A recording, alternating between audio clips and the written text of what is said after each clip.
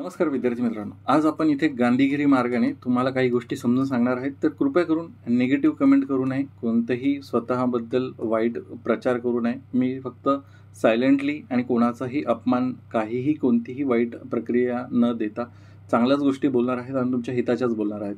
आता सध्या यूट्यूबवरती एक फेमस चित्र बघायला भेटत आहे, व्यक्तिमत्व बघायला भेटत आहे तुम्हाला, रहाणे सर. तर हे जे रहाणे सर आहेत खूप अतिशय उत्तमरित्या गणित समजून सांगत आहेत. तर आपण तुमच्या हितासाठी इथे ज्यांनी कोणी काही काही गोष्टी सोडलेल्या आहेत तर ती तुम्हाला इथे प्लस पॉईंट कसा भेटता जाईल, म्हणजे तिथे मार्क्स तुमच्या हातचे मार्क्स कसे गेले नाही पाहिजे, ह्या गोष्टी मी इथे कव्हर करणार आहेत. सर 80-90% तुमचा सिलेबस करतील, उरलेला 10%चा प्रयत्न मी स्वतः करत आहे. तर तुम्ही सरांच्या जर फॉलोअर असाल तर मी काही एक वाईट गोष्ट बोलत नाही सरांबद्दल. सर खरंच उत्तम शिकवतात. तर बघा, तुम्हाला कोणताही कन्सेप्ट आणि कोणताही फॉर्म्युला शिकायचा नसेल तर सरांकडे नक्कीच जाऊ शकता. आणि कन्सेप्ट आणि डिटेलमध्ये एखाद्या गोष्टी शिकायच्या असेल प्लस ट्रिक पण शिकायची असेल तर आपला व्हिडिओ ऑलवेज ओपन आहेत. तर तुम्ही काय असतात, मार्केटमध्ये 10 प्रोडक्ट आहेत तर 10 प्रोडक्टपैकी कमीत कमी 5 ते 7 प्रोडक्ट बघायलाच पाहिजे की कशा आहेत आणि त्यांच्या क्वालिटी काय आहेत. त्यानंतरच तुम्हाला समजेल की मार्केटमध्ये काय आहे. सरळ आजकाल काय होतं आहे की लाखोने सबस्क्रायबर असलेला जो बेस आहे तो घटिया क्वालिटीचे प्रोडक्ट म्हणजे एक प्रकारे हे करत आहेत. तर त्याच्यापासून तुम्हाला सावधान राहायचं आहे. तर बघा, काय प्रश्न दिला होता, पंचकोनाच्या सर्व अंतर्गत कोणाच्या मापाची बेरीज डॅश डॅश आहे. त्या व्हिडिओमध्ये सरांनी सांगितलं होतं की 540 त्याची बेरीज असते आणि त्याला काही एक्सप्लेनेशन नाही. इन शॉर्ट त्यांनी म्हटलं होतं की रट्टा मारा. तर मी स्वतः गणितामध्ये फेल झालेलो विद्यार्थी आहे 12वीला. तर त्यामुळे मला एक मार्काची किंमत कळते आणि तुमचा हा मार्क मी न जाऊ देण्यासाठी म्हणजे तुम्ही आयुष्यात विसरणार नाही अशी कन्सेप्ट सांगण्याचा प्रयत्न करत आहेत. जर तुम्ही हा व्यवस्थित व्हिडिओ बघितला तर तुमचा हा मार्क कोणीही हातचा घालू देणार नाही. बघा, ह्या व्हिडिओमध्ये 4 गणितं मी एकूण कव्हर करत आहोत. तर ह्याचे चारही प्रश्नाची उत्तरं तुम्ही घेणार आहात आणि ह्याच्यानंतर कोणत्याही कोणाचा अंतर्गत कोणाच्या मापाची बेरीज विचारली तर तुम्ही डोळे झाकून उत्तर मारा. त्याच्या आधी काही बेसिक गोष्टी आहेत ज्या तुम्हाला इथे समजून घ्याव्या लागतील. ठीक आहे. समजा एखादा त्रिकोण दिलेला आहे, इथे एक त्रिकोण दिलेला आहे. तर त्रिकोणाच्या अंतर्गत कोणाच्या मापाची बेरीज. आता त्रिकोणाच्या अंतर्गत कोणाच्या मापाची बेरीज सगळ्यांना माहिती आहे किती असते, 180 असते. ठीक आहे. हे लहान लेकराला जरी उठवलं, जॉमेट्रीचा अभ्यास ज्याने सुरू केला आत्ताच भूमितीचा, तर तेही सांगेल की त्रिकोणाच्या अंतर्गत कोणाच्या मापाची बेरीज 180 असते. ज्याला माहिती नसेल त्यांनी इथे नोट करून घ्या. ठीक आहे. त्याच्यानंतर थोडंसं ॲडव्हान्स झालं की चौकोन येतो. कोणताही चौकोन असू शकतो, चौरसच नाही, आयात, चौरस, समभुज, रोम्बस काही पण असू शकतो. म्हणजे कोणत्याही शेपमधला असं काहीतरी काढलं तुम्ही, 4 बाजू जोडल्या आणि तसा कोन तयार झाले. अंतर्गत फक्त 4 कोन झाले. बघा, पहिली गोष्ट, जेवढ्या बाजू असतात तेवढेच कोन तयार होतात. ही गोष्ट डोक्यामध्ये फिट करून घ्या. ठीक आहे. जेवढ्या बाजू असतात तेवढेच कोन तयार होतात. मग आता मी म्हटलं ह्याला 4 बाजू आहेत तर 4 कोन तयार झाले. आणि ह्याला एक्सेप्शन काय, फक्त 3 काय म्हणतात, त्रिकोणाच्या वरतीच लागू होतंय. त्रिकोणाच्या वरतीच लागू होणार. जेवढ्या बाजू आहेत तेवढे कोन तयार होतील. तुम्ही म्हणाल की एक लाईन मारली, ह्याला एकच बाजू आहे, ह्याला एकच कोन आहे. हां, याला एकच कोन आहे. ठीक आहे. पण तो 0, 160, 360 अशा प्रकारचा आहे. ठीक आहे. 0, 180, 360 ह्या प्रकारचा आहे. त्यानंतर बघा, त्यानंतरचं काय आहे, हा चौकोन झाला. आता चौकोनामध्ये मी काय केलं, कुठलीही एक डायगोनल जोडला. डायगोनल म्हणजे काय म्हणता येईल त्याला, कर्ण जोडला. कोणताही भाग जोडला तर मला इथे काय भेटतं बघा, हा एक त्रिकोण भेटला. मला इथे बघायला गेलं तर मला इथे एक त्रिकोण भेटला आणि इथे एक त्रिकोण भेटला. आत्ताच आपण काय शिकलो की त्रिकोणाच्या अंतर्गत कोणाच्या मापाची बेरीज किती असते, 180 असते. मग ह्याची बेरीज, ह्या त्रिकोणाची बेरीज झाली 180 आणि ह्या त्रिकोणाच्या अंतर्गत कोणाची मापाची बेरीज झाली 180. अशी एकंदरीत 360 झाली चौकोनाची. सेम तसंच जर मी पंचकोन घेतला, कुठल्याही शेपमध्ये गेलो मी, समजा याला बघा, आता किती बाजू आहेत, 1, 2, 3, 4 आणि 5. 5 बाजू आहेत. 5 कोन आहेत का बघा, 1, 2, 3, 4 आणि 5. जेवढ्या बाजू तेवढ्या कोन. ठीक आहे. आता ह्याला मी काय करेल, इथे एक लाईन मारेल जेणेकरून हा एक त्रिकोण तयार होईल. ठीक आहे. त्याच्यानंतर हा आता खालचा चौकोन राहिला तर चौकोनाला मी काय करेल, परत एक कर्ण मारेल. मग इथे एक त्रिकोण झाला, इथे एक त्रिकोण झाला. अशा प्रकारे तुम्हाला कळालं की 1, 2, 3 त्रिकोण झालेले आहेत.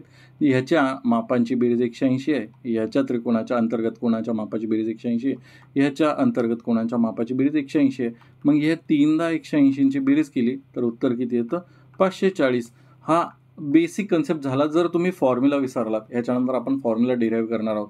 असं जर समजा 15 कोण आले किंवा 15 बाजू विचारल्या किंवा 20 बाजू विचारला, 40 बाजू विचारला, तर त्याच्या अंतर्गत कोणाची मापाची बेरीज तुम्ही एवढं काढत बसणार नाही आहे. ठीक आहे, त्याच्यावरून आपण एक फॉर्म्युला डिराईव्ह करणार आहोत. आता हे 5 झालं. 6 साठी कसं करणार बघा. हा झाला 6.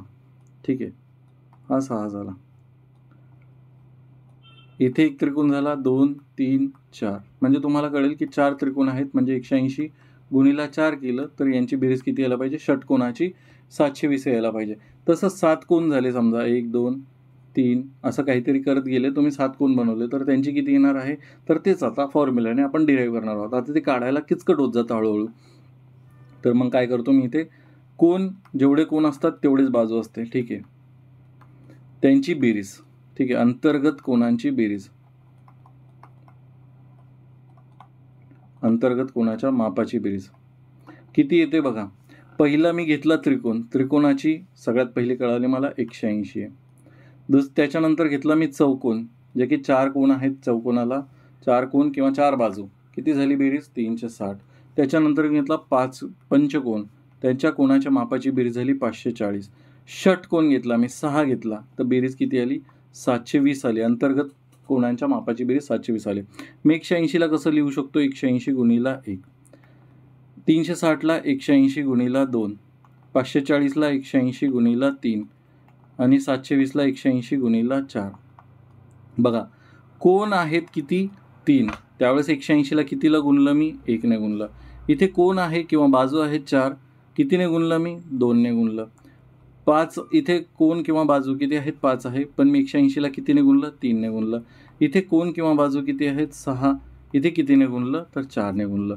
तर एकंदरीत तुम्हाला समजून आलेलं आहे की जेवढ्या बाजू आहेत, म्हणजे याचा फॉर्म्युला काय होईल की 180 गुणिला जेवढ्या बाजू किंवा कोण वजा 2, म्हणजे 3 आहे, 1 झाला, 4 आहे, 2 झाले, 5 आहे, 3 झाले, 6 आहे, 4 आहे, 4 झाले. ठीक आहे, मग 180ला कितीने गुणायचं, तर जेवढ्या बाजू किंवा कोण दिले असतील तेवढ्याने गुणायचं. मग इथे पंचकोन होता, आपण काय केलं, 180 5 पंच म्हणजे 5, 5 मधनं 2 वजा केले 3, 180 गुणिला 3 किती झाले 540. ठीक आहे, त्याच्यानंतर नेक्स्ट बघा, षटकोनाच्या सर्व अंतर्गत कोणाच्या मापाची बेरीज किती, 180 गुणिला n-2, n म्हणजे किती, षट म्हणजे 6, 6 वजा 2 किती झाले 4. मग इथे किती येईल, 7 चोक 18 चोक 72, मग 720, ऑप्शन क्रमांक 1. त्याच्यानंतर अष्टकोन म्हटलेला आहे, तर 180 गुणिला अष्ट म्हणजे 8, 8 मधनं 2 वजा केले गुणिला 6 किती येईल 0, 8 सकून 48, हातचा आले 4, 6 आणि 4 10 होतात 1080, ऑप्शन क्रमांक 4. त्याच्यानंतर जर तुम्हाला असा प्रश्न आला की 15 किंवा 20 काही पण बाजू येऊ द्या, 15 बाजू असलेल्या आकृतीच्या सर्व अंतर्गत कोणाच्या मापाची बेरीज किती. आता तुम्हाला इथे स्वतःहूनच बाजू दिलेल्या आहेत 15. आपल्याला माहिती आहे 180 गुणिला n-2, मग इथे -2 करा, 15तनं 2 वजा केले तर 13 येतील, 180 गुणिला 13. मग इथे 0ला 0, 13 गुणिला 18 जर आपण केले तर 18 त्रिक 54 होतात, हातचा आले 5, 18 1 18, 18 आणि 5 13, 23, किती झाले 234, म्हणजेच काय 2340 हे त्याचं उत्तर आहे. बघा इथे मी कोण आहे बद्दल वाईट कमेंट करत नाही आहे. तुम्हाला कन्सेप्टने शिकायचं असेल इथे शिका, शॉर्ट ट्रिकने शिकायचं असेल तर बाकीच्या काय म्हणता येईल त्याला, फक्त तोंडी उत्तरं पाठ करणाऱ्यांपेक्षा रहाणे सर अतिउत्तम आहेत.